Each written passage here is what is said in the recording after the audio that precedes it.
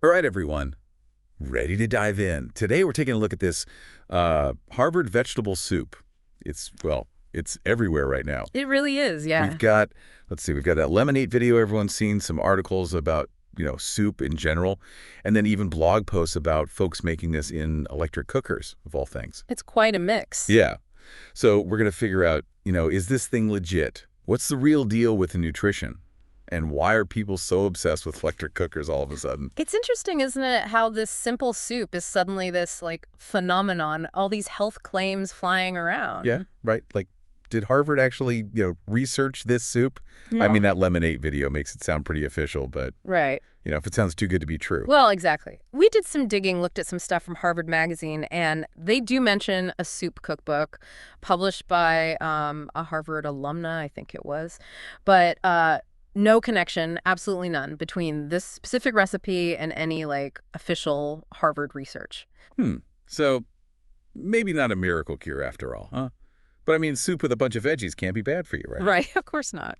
So, let's break down the nutrition here. What are we actually getting? Okay, so the main ingredients, right? You've got your onion, pumpkin, cabbage, and carrot, all pretty good for you. Yeah, classic soup stuff. Exactly. And we've got this all notes document here. It breaks it down pretty well. So Yeah. fiber, lots of fiber, which, digestion, blood sugar, things we know are important. Oh, that's a good point. Not just like healthy, but Yeah. healthy in ways that actually matter, right? Exactly. Okay, so fiber, good. What else are we getting? Well, vitamin A, decent amount, important for, vision, obviously, but also immune function. This is good for fighting off colds and all that. Exactly, especially as we head into, cold and flu season. Okay, this is what I love about these deep dives.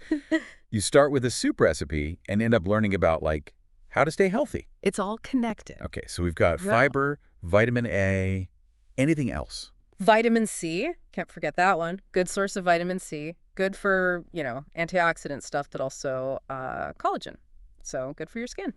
So the soup is good for, digestion, immunity, vision, and skin health. That's what it's looking like. Starting to sound like a miracle cure after all. Well, no, hold on. Let's not get too carried away. Food is just one piece of the whole health puzzle, Yeah, right? yeah, of course. Everything in moderation. But still, the soup seems like a pretty good foundation. Absolutely. It's a great way to get those essential nutrients. Okay. I have to ask, though, this whole electric cooker thing. Mm. Why is everyone suddenly making soup in these things? Is it, like, just a trend or what? Well, they have gotten really popular, and for good reason, I'd say. Yeah, I'm listening. What's so special about them, especially for soup? I mean, first of all, they're super convenient, right? You just chuck everything in, set it, and forget it. No babysitting a pot on the stove. Perfect for, busy weeknights. I can see that, yeah. Yeah. Especially when you're, like, juggling a million things. Exactly. And then thinking about the soup itself, one of the big things people talk about is nutrient retention. Oh, yeah, I've heard that. Hmm. Like, electric cookers are better at keeping the good stuff in. That's the idea. Both the Superman marketing document and the all notes thing go into this. Apparently, it's because electric cookers, they heat things more gently, more evenly. So it's like slow cooking, but even, I guess, more hands-off. Kind of, yeah. So you get the benefits of slow cooking, but without all the time commitment. Okay, that makes sense. More nutrients, less hassle. But you mentioned texture changes too, right? Oh, right. Yeah, so because you're not getting as much evaporation in an electric cooker, the soup tends to be a bit thicker. So more like a stew, almost. Yeah, kind of. Some people love that, some people don't. It's all about, what you prefer. It's interesting how even something as basic as soup can have so many, like, variables. Right. Okay, but before we go too deep into the technical stuff, let's talk about flavor. Oh, yeah, good point. Because this lemonade recipe, it's pretty basic. Veggies, water. Where's the yum factor? Ah, but that's where it gets fun. We've got these other sources, feasting at home, the first mess. They take this soup to a whole other level. Okay, I'm intrigued. What are they doing differently? Well, for one thing, they both really emphasize building flavor. The Harvard recipe just throws everything in, but these other sources, they talk about caramelizing the veggies first. Now you're talking caramelization. That's like the key to so much good food. It really is. Basically, you're cooking the veggies low and slow, letting those natural sugars brown and develop. That's what gives you that deep, rich flavor. Like roasted veggies. I love that flavor. But I never knew there was a a term for it. Yeah, it's all about the caramelization. See, this is why I love these deep dives, always learning something new. Exactly. Okay, so we're caramelizing our veggies. What else can we do to make this soup really sing? The first mess talks about adding fresh herbs, thyme, rosemary, maybe a little chili flake for some heat. Ooh, I love playing around with herbs and spices. What about acids? I feel like a little acid can really brighten things up. Oh, absolutely. Both the first mess and feasting at home mention that. A squeeze of lemon, a splash of vinegar, just to cut through the sweetness and, add some complexity. It's like that final touch of like artistry, you know. Exactly. So caramelization, Well, herbs, touch of acid. Anything else? feasting at home has this interesting idea about using veggie scraps for the broth, like onion peels, carrot tops, stuff like that. Ooh, that's smart. Less waste and more flavor. I'm into it. It's a great way to really maximize those flavors. So we're taking this basic viral soup and turning it into like a culinary masterpiece. That's the idea. And it's all about sustainability too, which is awesome. Absolutely. You know, speaking of making things even better, what about superfoods? Ah, superfoods. Feasting at home is all about those. They talk about adding things like reishi mushrooms, burdock root, all sorts of interesting stuff. Reishi mushrooms and burdock root. Okay, now you're getting fancy. What are those all about? Well, reishi mushrooms, they've been used in traditional Chinese medicine for ages. They're adaptogens, which means they can help your body deal with stress. Wow, I've heard of adaptogens, but I never thought about putting them in soup. And burdock root, it's a root vegetable. Lots of traditions use it. It's supposed to be good for like inflammation and detoxifying, maybe even good for your liver. See, this is why I love these deep dives. We start with soup, and we end up learning about, like, ancient healing practices. It's all connected. Food is so much more than just, fuel. It's history, it's culture, it's medicine. It really is. Okay, out of all of this, what's, like, your biggest takeaway? I think for me, it's the reminder that cooking doesn't have to be complicated to be good. The Harvard recipe, even if the name is a bit misleading, it shows that even something simple can be nutritious and delicious.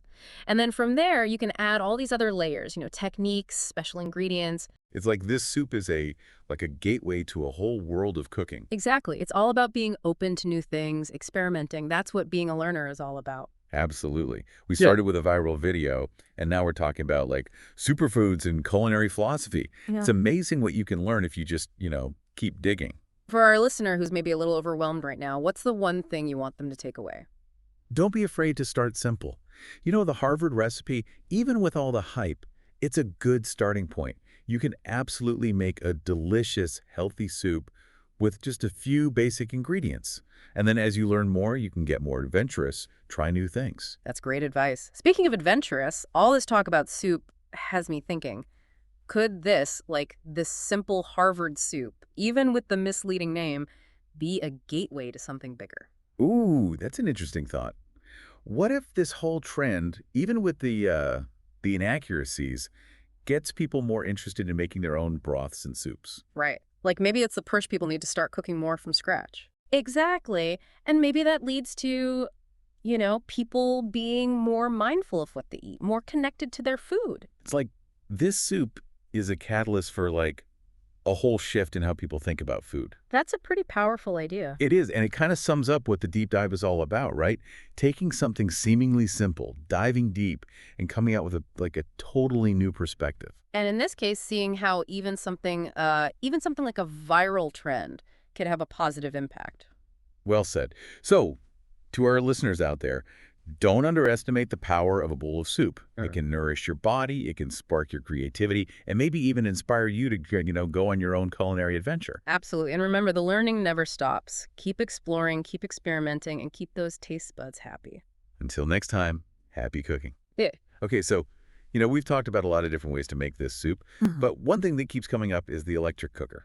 Everyone seems to be using one. Yeah, it's definitely a trend. But is it, like, the best way? I'm not sure. I mean, it's convenient, but does it mess with the flavor, the texture? It's a good question, and it shows that, even with something as simple as soup, there are a lot of things to consider. Right. It's not just about following the recipe, it's about understanding why you're doing things a certain way. Exactly. And with electric cookers, there are definitely pros and cons. Like we said before, they're really good at keeping the nutrients in. Yeah, that gentle heating thing. Right. So if you're really focused on the health benefits of this soup, that's a big plus. And for a lot of people, time is a big factor, right? Just throw everything in, set it, and forget it. Super appealing. Oh, absolutely. But then there's the texture thing. We talked about how electric cookers can make the soup thicker. Right, right. So is that like always a bad thing Yeah. or just different? It depends what you like. Some people like a thicker, heartier soup. Some people want it lighter, more brothy. Yeah, it's all about personal preference. Exactly. Cooking is a lot like that, you know? It's science, it's art, it's what you like. There's no one right way. Okay, so big picture here. We started with a simple viral video, and now we've talked about all this stuff. Flavor, superfoods, even like the philosophy of cooking. It makes me want to, get in the kitchen and experiment. But before we go, any last bits of advice for our listeners who are ready to try making this soup themselves? I'd say have fun with it.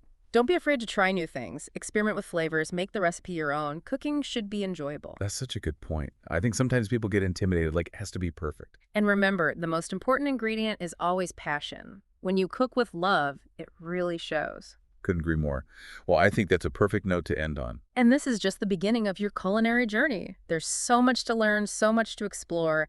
Keep diving deep, keep trying new things, and keep those taste buds happy. Until next time, everyone, happy cooking.